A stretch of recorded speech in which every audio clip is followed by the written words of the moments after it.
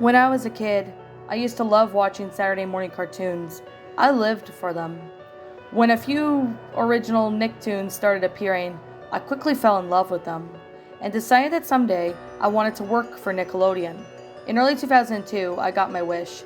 I applied for a job there and got there at the studio as a janitor.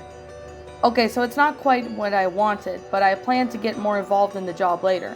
And in the meantime, I considered it to be quite a treat to be there. One day, I had told to replace the dying light in the vault. This got me extremely fired up.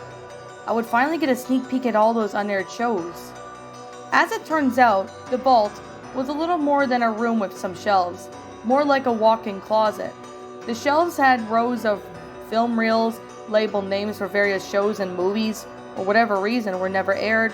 Most were unfinished, some were considered funny or entertaining enough to be shown. At the end of the room, there was a small cardboard box sitting on the floor, containing about 50 flash drives. When I had finished changing the light, I decided to look at them. They were all white and labeled with a black Sharpie. I had flipped through about 10, and all those I had found interest me. The first was something called Crybaby Lane, and the other one was titled Rugrats Dill. I had never heard of the first, but I loved the Rugrats. So I slipped it into my pocket and decided to take it home with me that night. I'd return it in the morning, and no one would know. As soon as I got home, I plugged the drive in the USB port and opened it. As I had expected it contained a .avi file. Double-clicked, and the show began. Unlike the other episodes, it had a cold opening. Surprisingly, it was animated in the same style as the first movie. Very high quality for the show. Oddly, the house seemed darker than it should have been. The windows were boarded up, and it seemed that there was a layer of dust on everything. Tommy was sitting in his high chair, and his head was resting on the tray. He looked up slightly, and his eyes were horribly shrunken. His stomach was swollen, and he was dangerously emaciated. Poor Tommy hadn't eaten in days.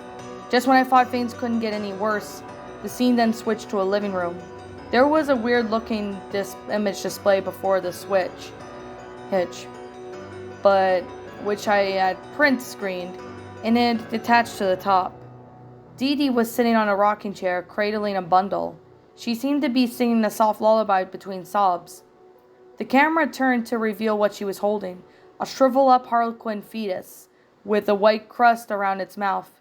Dee Dee was holding an empty bottle to its mouth and continuing to sing that lullaby. Then it went to the normal credits, and at this point, I thought the text was in Cyrillic and couldn't really read it.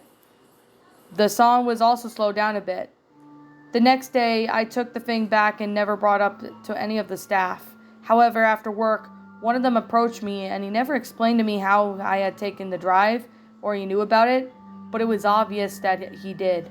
He told me that in the mid-90s, they had a female writer known as Susan.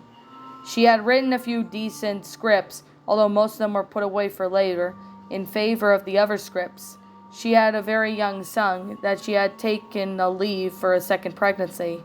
However, it was stillborn, resulting in the trauma destroying her relationship with her husband who left her. Weeks later, people had gotten worried and called up the police to check on her. The officer arrived, found her at home, and she had hung up towels all over the windows. Investigating with the house with a flashlight, he found Susan was dead in her chair, cradling what remained of her fetus. In the kitchen, the high chair was covered in mass flies, and it didn't take an expert to know what was under them.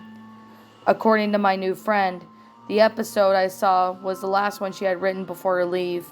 Apparently, she stayed up all night doing the animation herself.